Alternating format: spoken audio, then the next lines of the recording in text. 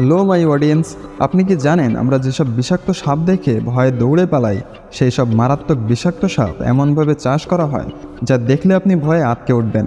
এমনকি সেসব সাপের রক্ত দিয়ে সুস্বাদু জুস কীভাবে তৈরি করা হয় আর সেটি খেলে কি হয় তা জানলে আপনি অবাক হয়ে যাবেন। শুধু রক্ত আর মাংসই নয়, এছাড়া সাপের পিত্তথলি দিয়ে কি করা হয় তা জানলে আপনি চমকে উঠবেন। পৃথিবীতে এমন একটি মাছ রয়েছে যেটি কোনো রকম খাবার এমনকি পানি ছাড়া বছরের পর বছর বেঁচে থাকতে পারে, যা চাষ করতে 1 টাকাও খরচ করতে হয় না। অথচ এই মাছ বিভিন্ন দেশে অনেক জনপ্রিয় এবং অনেক দামও রয়েছে। আজকের এই ভিডিওতে সাপসহ অদ্ভুত কিছু প্রাণীর ফার্মিং প্রক্রিয়া আপনাকে অবাক করবে। তো স্বাগতম আপনাকে পরিবর্তনের আরও একটি নতুন এপিসোডে। বিষাক্ত সাপ চাষ। ইন্দোনেশিয়ার একটি জায়গায় যেখানে ছোট্ট একটি গ্রাম রয়েছে, সেই গ্রামে একটি ঘরে বিষাক্ত সাপ চাষ করা হয়। সেই বিষাক্ত ভয়ঙ্কর সাপ দেখে বেশিরভাগ মানুষ ভয়ে দৌড়ে পালায়, আর এখানকার মানুষরা সেসব সাপ লালন পালন করে প্রতি বছর লক্ষ লক্ষ টাকা আয় করে। এই সাপের চামড়া দিয়ে তৈরি ব্যাগ, জুতা, বেল্ট, জ্যাকেট, জামা কাপড় ইত্যাদি খুবই বিলাসবহুল এবং উচ্চ দামে দেশ বিদেশে রপ্তানি করা হয়। এছাড়া চায়না, জাপান, ইন্দোনেশিয়া সহ আরও বিভিন্ন দেশে সাপের মাংস খুবই জনপ্রিয় ও সুস্বাদু প্রোটিনযুক্ত একটি খাবার। এসব দেশে সাপের মাংস অনেক দামি ও লাভজনক ব্যবসা হয়ে উঠেছে।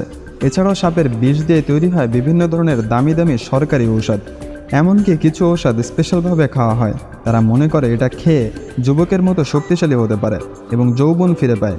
পৃথিবীতে বিভিন্ন প্রজাতির সাপ রয়েছে। যারা সাপ চাষ করে তারা বিষাক্ত এবং অবিষাক্ত উভয় ধরনের সাপ চাষ করে। বিষাক্তগুলোর বিষ ঔষধ বানানোর জন্য এবং অবিষাক্তগুলোর মাংস ও চামড়ার চাহিদা পূরণ করে। এর মধ্যে তারা বিষাক্ত সাপ বেশি লালন পালন করে, কেননা এগুলো উচ্চ মূল্যে বিক্রি করা যায়। তবে ওইসব সাপ চাষ করা এতটাও সহজ কাজ নয়। তবে এই মানুষগুলো গভীর জঙ্গলে জীবনের ঝুঁকি নিয়ে সাপ ধরতে যায়। এরপর তারা জঙ্গলের ভেতর থেকে ও মাটির নিচ থেকে সাপ বের করে নিয়ে আসে। এসব সাপ থেকে তারা বাচ্চা উৎপাদন করে। তারপর একটি ফার্ম তৈরি করে সেখানে কবুতরের মতো আলাদা আলাদা অনেকগুলো খোপ তৈরি করে, যেখানে এক এক করে বিভিন্ন ধরনের সাপ রাখা হয়। আর প্রতিদিন এগুলোকে বিভিন্ন ধরনের খাবার দেওয়া হয়। সাপের জন্য যে ঘর তৈরি করা হয় সেখানে সাপ যেন আরাম করে থাকতে পারে তার জন্য ভালো করে রুম পরিষ্কার পরিচ্ছন্ন করে দেওয়া হয়। এছাড়াও সেখানকার তাপমাত্রা শীতল রাখা হয়। এদের যখন ডিম পাড়ার সময় হয় তখন এদেরকে আলাদা জায়গায় নিয়ে রাখা হয়, যেখানে ডিম পাড়ার সম্পূর্ণ ব্যবস্থা রয়েছে। ডিম পাড়ার পর ডিম থেকে বাচ্চা বেরিয়ে আসার আগ পর্যন্ত তাদেরকে সেখানেই রাখা হয়।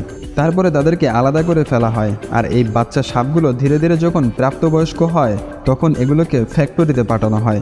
প্রথমে এই সাপগুলোকে বিভিন্নভাবে বাছাই করে আলাদা করা হয়। পরবর্তীতে এগুলোকে ভালোভাবে ধুয়ে পরিষ্কার করে এগুলোর মাথা কেটে চামড়া সরিয়ে ফেলা হয়, কারণ সাপের মাংস এবং চামড়া দুটোই খুবই দামি। এরপর ভেতরের ময়লা পরিষ্কার করে এগুলোকে মাংস মার্কেটে পাঠিয়ে দেওয়া হয়, কেননা এই সাপের মাংসের তৈরি স্যুপসহ বিভিন্ন খাবার চায়না, জাপান, ইন্দোনেশিয়া সহ অনেক দেশে বেশ জনপ্রিয়। এছাড়া ওই সাপের চামড়া পাঠিয়ে দেওয়া হয় বিভিন্ন ফ্যাক্টরিতে, যেখানে তৈরি করা হয় বিভিন্ন ব্র্যান্ডের নামি দামি জুতা, ব্যাগ, বেল্ট, ওয়ালেট, জ্যাকেট ইত্যাদি সব পণ্য। এর পাশাপাশি আন্তর্জাতিক পর্যায়ে এগুলো বিক্রি করা হয়। এছাড়াও এর রক্ত আলাদাভাবে সংগ্রহ করা হয়, যা চায়নার মানুষেরা শরবত বানিয়ে খায়।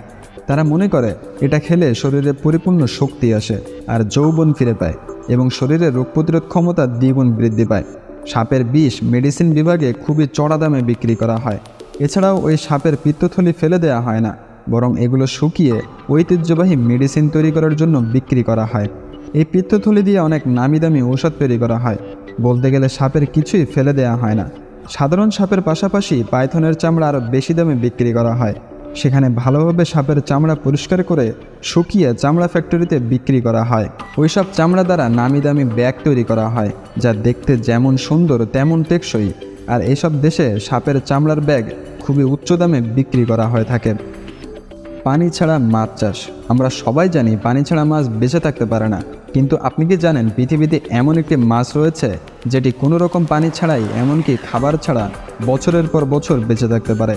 শুনতে অবিশ্বাস্য মনে হলেও এটি সত্য। ভিডিওতে যে মাছটি দেখতে পাচ্ছেন এদেরকে আফ্রিকাতে দেখা যায়। এই মাছগুলোর নাম লাংফিশ।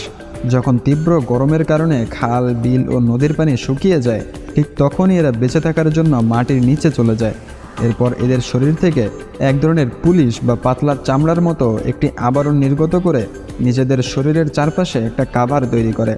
যার ভেতরে তারা কিছু না খেয়েই পানি ছাড়া বছরের পর বছর বেঁচে থাকতে পারে। এরপর যখন পুনরায় বৃষ্টি হয় কিংবা সেই জায়গায় অনেক পানি জমে, তখন তারা পুনরায় বাইরে বেরিয়ে আসে। এরা যখন মাটির নিচে থাকে তখন যদি কোনোভাবে মাটির উপর থেকে সরিয়ে এদেরকে বের করেন, তাহলে দেখে মনে হবে কোনো মাছ মরে শুটকি হয়ে আছে।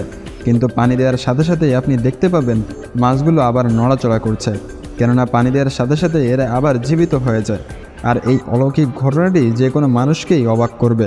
আফ্রিকার মানুষ এই মাছ খেতে বেশ পছন্দ করে। সেখানে এই মাছের দিয়ে বিভিন্ন খাবার তৈরি করা হয়। সাধারণত আমরা মাছ ধরার জন্য পানিতে বড়শি কিংবা জাল ফেলে মাছ ধরি, তবে সেখানকার মানুষ মাটির নিচ থেকে এই মাছ ধরার জন্য মাটি খননের জন্য বিভিন্ন হাতিয়ার নিয়ে যায়। এরপর মাটি খুঁড়ে এই মাছ ধরে বাড়িতে নিয়ে যায় আর বিভিন্নভাবে রান্না করে খায়। সেখানে বাজারেও এই মাছ খুবই কম পাওয়া যায়, যার কারণে দামও অনেক বেশি। তবে এটা খুব জনপ্রিয় একটা মাছ এবং খুব সুস্বাদুও। বাণিজ্যিকভাবে কাঁকড়া চাষ। ভারত, বাংলাদেশ সহ এশিয়ার বিভিন্ন দেশের মানুষেরা কাঁকড়া খেতে বেশ পছন্দ করে। শুধু তাই নয়, সিঙ্গাপুর, ইউরোপ, আমেরিকার মতো দেশগুলোতে খুব জনপ্রিয় ও সুস্বাদু খাবার এই কাঁকড়া। তাই কাঁকড়ার চাহিদা অনেক বেশি, যার কারণে দামও দিন দিন বেড়েই চলেছে। তাই এখন অনেক দেশে বাণিজ্যিকভাবে কাঁকড়া চাষ শুরু করা হচ্ছে, বিশেষ করে ভিয়েতনাম, থাইল্যান্ড ও ফিলিপিনে। বিভিন্ন হোটেল, রেস্টুরেন্টে কাঁকড়ার তৈরি বিভিন্ন ধরনের মুখরোচক খাবার তৈরি করা হয়, যার কারণে আন্তর্জাতিক বাজারে দামও অনেক বেশি। শুধু তাই নয়, এই খাবারটি খুব মজাদার একটি খাবার হিসেবে পরিচিত। এর মধ্যে রয়েছে হাই প্রোটিন, মিনারেল এবং বিভিন্ন ধরনের ভিটামিন। অর্থাৎ এটি একদিকে যেমন সুস্বাদু, পুষ্টিকর, যার কারণে এর দাম দেশীয় বাজারের পাশাপাশি আন্তর্জাতিক বাজারে অনেক বেশি। তাই বাণিজ্যিকভাবে কাঁকড়া চাষ করা খুবই লাভজনক। কিন্তু এই কাজটি এতটা সহজ নয়। সাধারণ হাঁস মুরগির মতো কাঁকড়া চাষ করা এত সহজ নয়। এর জন্য বিশেষ দক্ষতা এবং জ্ঞান থাকতে হয়। সাধারণত হাঁস মুরগি স্বাভাবিকভাবে ডিম পাড়ে, সেই ডিম থেকে বাচ্চা বেরিয়ে আসে। কিন্তু কাঁকড়ার ডিম আলাদাভাবে বের করতে হয়, সেখান থেকে বাচ্চা তৈরি করতে হয়। একটি মেয়ে কাঁকড়ার মধ্যে কয়েক মিলিয়ন ডিম থাকে, যেখান থেকে আর্টিফিশিয়ালভাবে এই ডিমগুলোকে বের করতে হয় এবং আর্টিফিশিয়ালভাবে এই ডিমগুলোকে ফার্টিলাইজার করে বিভিন্ন প্রজাতির কাঁকড়া উৎপাদন করা হয়, যার জন্য প্রায় 25 থেকে 30 দিন সময় লেগে যায়। এরপর উন্নত প্রজাতির কাঁকড়া বেরিয়ে আসে। বাচ্চা বেরিয়ে আসার পর এগুলোকে 5 থেকে 6 মাস আলাদাভাবে পুকুর কিংবা ছোট আকৃতির পানির বক্সে রাখা হয়। এদেরকে নিয়মিত খাবার দেওয়া হয়। খাবার হিসেবে মাছের চর্বি সহ বিভিন্ন ছোটোখাটো পোকামাকড় খেতে দেওয়া হয়। একটি কাঁকড়ার প্রতিদিন তার ওজনের 5% খাবারের প্রয়োজন হয়। তাই যারা এই ফার্মে কাজ করে তারা প্রতিনিয়ত এগুলোর ওজন অনুযায়ী খাবার প্রদান করে এবং এগুলোর স্বাস্থ্য ঠিক আছে কিনা সেটাও পরীক্ষা করে।